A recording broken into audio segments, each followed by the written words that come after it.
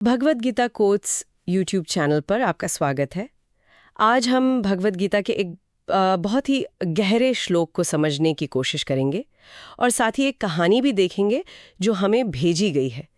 ये कहानी और श्लोक मिलकर हमें भीतर की शक्ति मतलब इनर पावर को समझने में मदद करते हैं। हाँ, तो आज की चर्चा का जो मकसद है वो है इंद्रियों, मन, बुद्धि और आत्मा के बीच का जो रिश्ता है उसे जानना और ये समझना कि कैसे हम अपने अंदर एक तरह का नियंत्रण, एक बैलेंस पा सकते हैं। ये जानकारी हमें मिली है भीतर की शक्ति, मन, बुद्धि और आत्मा नाम के स्रोत से। चलिए इस पे बात करते हैं।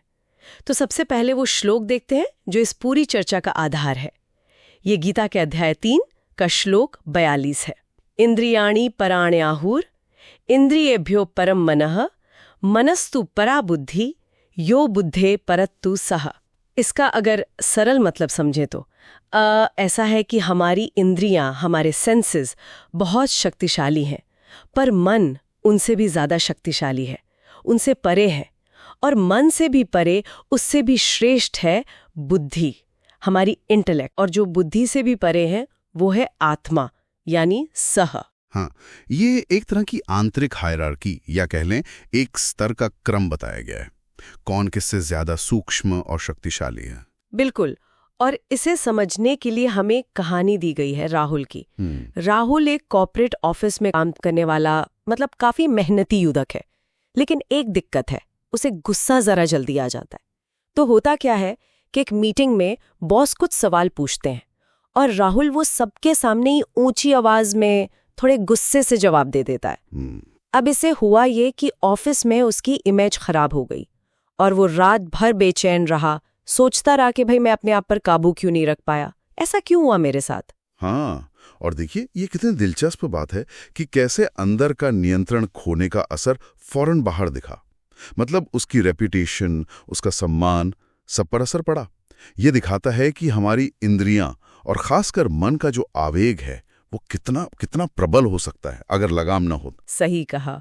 और इसी बेचैनी में मतलब कुछ हल ढूंढते हुए राहुल इंटरनेट पर इनर कंट्रोल जैसा कुछ खोजता है और खोजते खोजते वो भगवद गीता और इसी श्लोक तक पहुंच जाता है। उसे पहली बार पता चलता है कि अरे हमारे अंदर शक्तियों का ऐसा कोई क्रम भी है, इंद्रियां, मन, बुद्धि, आत्मा। बिल्कुल, और यहीं से बात गहरी होती है। जैसा कि श्रोत के भावार्थ में समझाया गया है, ये श्लोक एक तरह का आंतरिक नक्शा देता है। सबसे बाहर इंद्रियां जो दुनिया से संपर्क बनाती हैं, देखती हैं, सुनती हैं। उनके पीछे है मन, जहां सारी इच्छाएं, भावनाएं, पसंद, नापसंद ये सब उठता है। जैसे राहुल का गुस्सा मन में उठा। अच्छा। हाँ, फिर मन के ऊपर है बुद्धि, सोचने समझने की शक्ति, क्या सही है क्या गलत, इसका विचार करने की क्षमता। और सबसे गहरे में या कहें सबसे ऊंचे स्तर पर है आत्मा, हमारी सच्ची पहचान, जो शांत है, स्थिर है, शांति का स्रोत। तो मतलब अगर मन में गुस्सा उठ रहा है या कोई और आवेग आ रहा है तो उसे बुद्धि से रोकना होगा, बुद्धि को इस्तेमाल करना होगा। बिल्कुल सही। स्रोत यही इशारा कर रहा है। मन तो घोड़े की तरह भागेगा इच्छाओं के पीछे।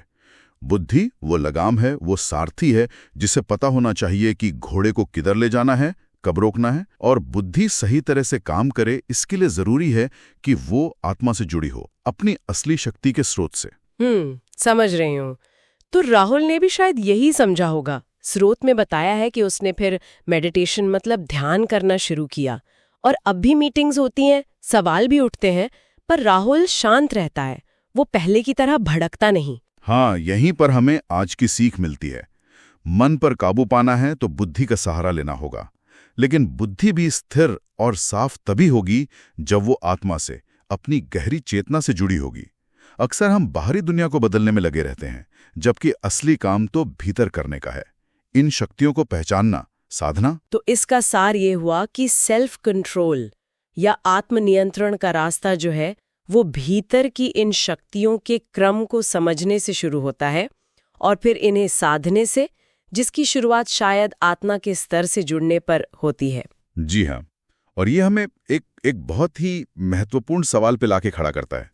सोचिए, अगर हम सिर्फ गुस्से जैसी बड़ी प्रतिक्रियाओं में ही नहीं, बल्कि रोज की जो छोटी छोटी बातें होती हैं, छोटे छोटे फैसले होते हैं, आदतें होती हैं, उनमें भी अपनी बुद्धि को ज़्यादा एक्टिव रखें, ज़्यादा इस्तेमाल करें और उसे अपनी आत्मा से, अपनी अंदरूनी समझ से गाइडेंस लेने दें, तो हमारे जीवन पर, हमारे निर्णयों पर इसका कितना कितना गहरा और पॉजिटिव असर पड़ सकता है, ये सोचने वाली बात है। बिल्कुल, इस पर जरूर सोचना चाहिए। तो ये थी हमारी आज की चर्चा। अगर आपको ये उपयोगी लगी हो तो कृपया इस वीडियो को लाइक करें, भगवद गीता कोट्स चैनल को सब्सक्राइब करना ना भूलें और इसे उन लोगों के साथ जरूर साझा करें जिन्हें शायद इसकी जरूरत हो। धन्यवाद।